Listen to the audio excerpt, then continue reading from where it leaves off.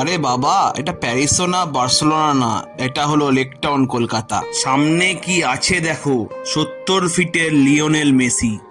আমাদের আশেপাশে যদি ফুটবলের গোট থাকে তাহলে এরকমই হয়।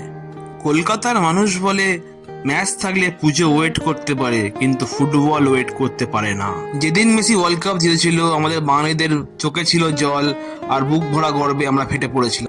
ওই দিন আমরা সবাই কলকাতাবাসী আর্জেন্টিনা হয়ে গেছিলাম। তাই আমরা পোস্টার লাগাই না, 70 ফুটের স্ট্যাচু বানিয়ে দিয়েছি। All thanks to Sreebhumi sporting club and মাননীয় সুজিত বোস মহাশয়।